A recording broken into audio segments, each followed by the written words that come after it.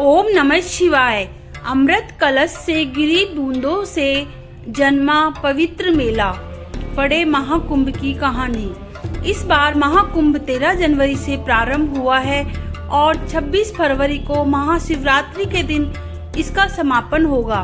कहते हैं कि महाकुंभ में आस्था की डुबकी लगाने से इंसान के सारे पाप नष्ट हो जाते हैं और उसे मोक्ष की प्राप्ति हो जाती है। सदियां बीत गई, समय का पहिया घूमता रहा, कालखंड का चक्र बदलता रहा, लेकिन कुंभ मेले का वैभव बढ़ता गया। उत्तर प्रदेश के प्रयागराज में महाकुंभ मेला लगा हुआ है। इस महाकुंभ का समापन 26 फरवरी को महाशिवरात्रि के दिन होगा। दूर दूर से लोग आस्था की डुबकी लगाने प्रयागराज पहुंच रहे हैं। कहते हैं कि महाकुंभ में आस्था की डुबकी लगाने से इंसान के सारे पाप नष्ट हो जाते हैं और उसे मोक्ष की प्राप्ति हो जाती है। लेकिन क्या आप जानते हैं कि इस महाकुंभ शुरुआत कैसे हुई और इसका आध्यात्मिक इतिहास क्या रहा है? आइए आज आपको इस बारे में विस्तार से बताते हैं। कैसे शुरू हुआ महाकुंभ? पौराणिक कथा के अनुसार देवताओं और दानवों ने मिलकर समुद्र मंथन किया था। इस मंथन से अनेक अद्भुत वस्तुएं निकली थी। इन्हीं में से एक था अमृत कलश।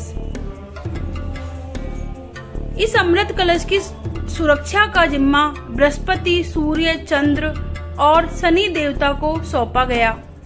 मान्यता के अनुसार चारों देवताओं असुरों से बचकर अमृत कलश को लेकर भाग गए।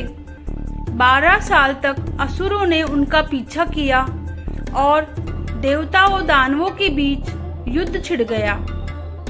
इस युद्ध में अमृत कलश की कुछ बूंदें पृथ्वी पर 4 स्थानों पर गिरी। ये स्थान थे हरिद्वार, प्रयागराज, उज्जैन और नासिक।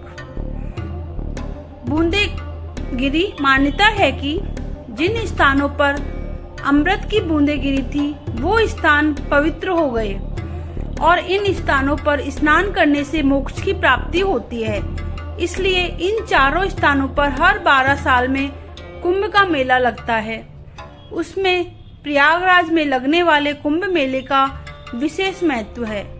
यह ऐसा स्थान है जहां बुद्धिमत्ता का प्रतीक सूर्य का उदय होता है। ये वो स्थान है जिसे ब्रह्मांड का उद्गम और पृथ्वी का केंद्र माना जाता है।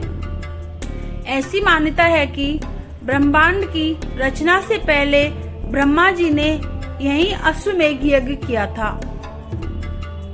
10 मेघ घाट और ब्रह्मेश्वर मंदिर इस यज्ञ के प्रतीक स्वरूप अभी भी यहाँ मौजूद है।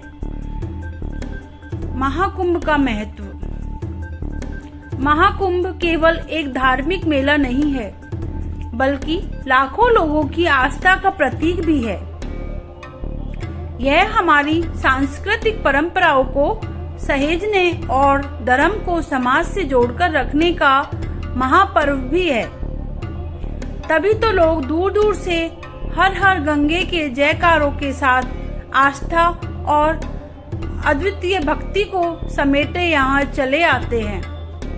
जब लोग यहाँ संगम के घाट पर डुबकी लगाकर माँ गंगे का जयकारे बोलते हैं तो मानो समूचा जन समूह एक हो जाता है।